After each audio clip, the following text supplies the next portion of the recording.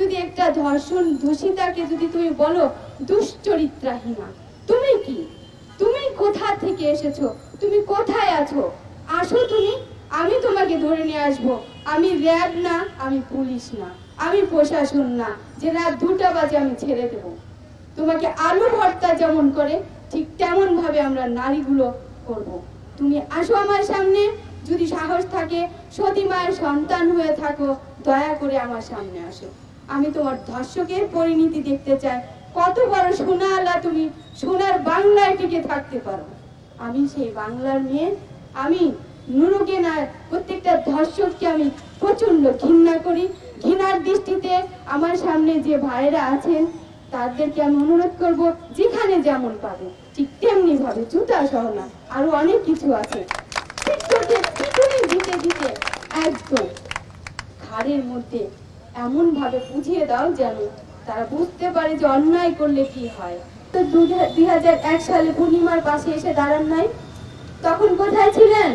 যে পূর্ণিমাকে যখন গণরেপ করা হয়েছিল, পূর্ণিমার আর কতবার কষ্ট পাবে, আর কতবার ধর্ষণের শিকার হবে, কতবার তোমরা ধর্ষণ করবে। তখন তো তোমরা ধর্ষণের উৎসব খেলা শুরু করেছিলে।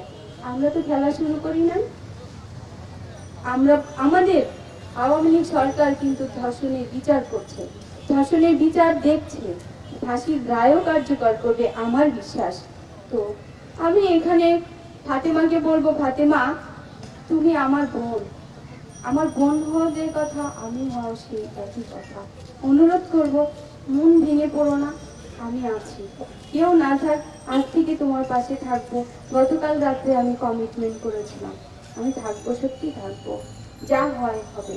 তোমাকে যদি কেউ মারতে আসে, শুনেছি অগোচরে যে তোমাকে নাকি এখান থেকে উড়িয়ে ফেলা হবে, গুম করে ফেলা হবে। যদি গুম করা হয় তোমাকে, আমিও সাথে হব, তবুও হার মানবো না, হেরে যেতে রাজি না। প্লিজ আপনারা সবাই, ধর্ষকের বিচার যদি হয়, কতটুকু খুশি হবেন আমি জানি না, তবে আমি সত্যিই চাই বিচারটা। প্লিজ আমাদের বিচার সূক্ষ্মভাবে, নির্যাতিত নারী একজন ধর্ষিতাকে খুশি করার মতো একটাই উপায় আছে। ধর্ষণ বন্ধ হবে কিনা আমি জানি না, তবে তাকে খুশি করার মধ্যে একটাই রাস্তা আছে, সেটা হচ্ছে ধর্ষিতাকে যদি ধর্ষককে ফাঁসি দিয়ে খুশি করা যায়, তাছাড়া সম্ভব নয়। আমাদের সবকিছুর ক্ষেত্রে যদি আইনের শাসন থাকে, নুরুর ক্ষেত্রে কেন আইনের শাসন থাকবে না? নুরুকে গ্রেফতার করবার সময় কেন এত তাল বাহানা করা হচ্ছে বা হয়? নুরুকে, বাংলাদেশের রাষ্ট্রপতির নাম নুরু, বাংলাদেশের প্রধানমন্ত্রীর নাম নুরু, বাংলাদেশের প্রধান বিচারপতির নাম নুরু, তাহলে নুরুটা কে?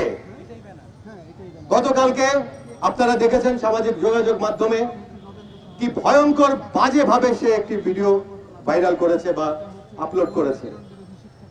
সেখানে সে এই ধর্ষণের শিকার ফাতেমাকে নিয়ে অত্যন্ত বাজে ভাবে অঙ্গভঙ্গি করে, অনেকটা সেই যুদ্ধাপরাধী সালাউদ্দিন কাদের চৌধুরীর মতন উদ্ধত্তপূর্ণ একটা আচরণ করে সে একটা ভিডিও আপলোড করেছে।